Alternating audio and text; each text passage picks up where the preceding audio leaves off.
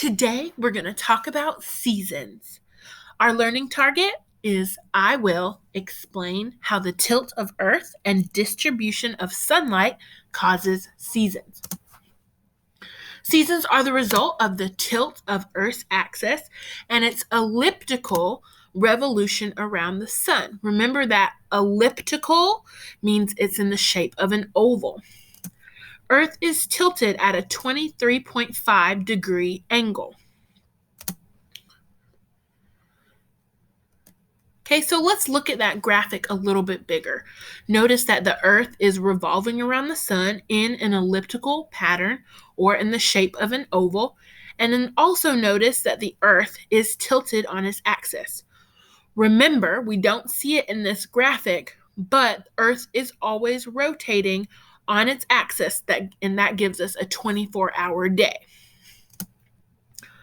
The number of daylight hours is greater or longer for the hemisphere that is tilted towards the sun.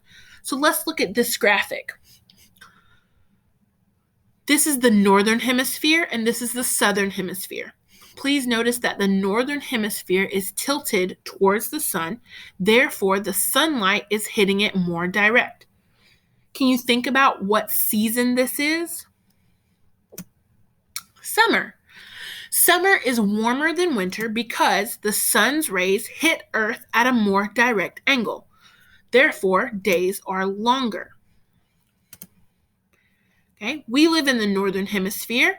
That hemisphere is tilted towards the sun, therefore it's receiving more direct sun rays.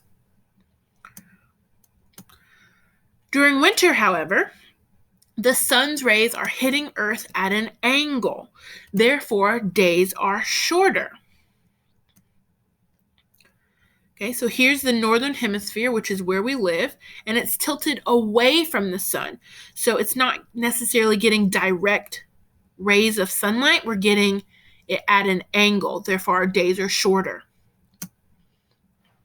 Here's just a better picture showing the northern hemisphere experiencing summer and the northern hemisphere experiencing winter. Notice that in summer, the northern hemisphere is tilted towards the sun, and in winter, it is tilted away from the sun.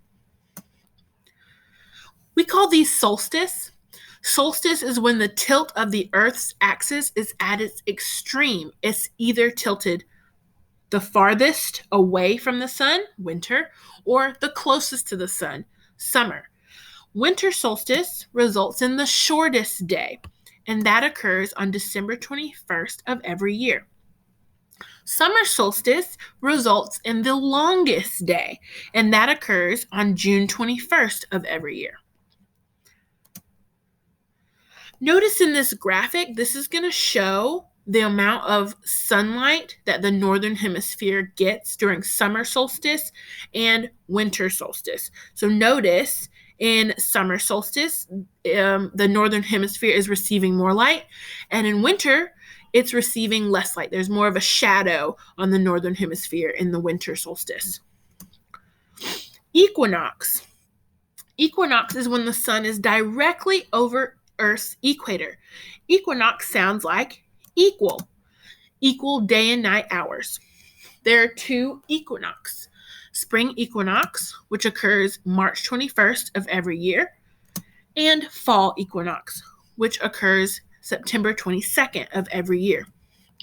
Okay, notice how the light is equally on half and half of the Earth.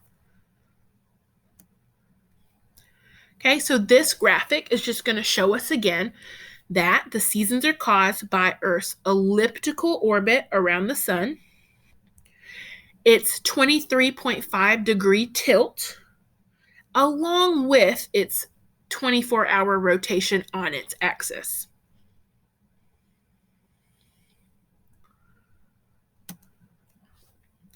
Don't forget to answer your essential question.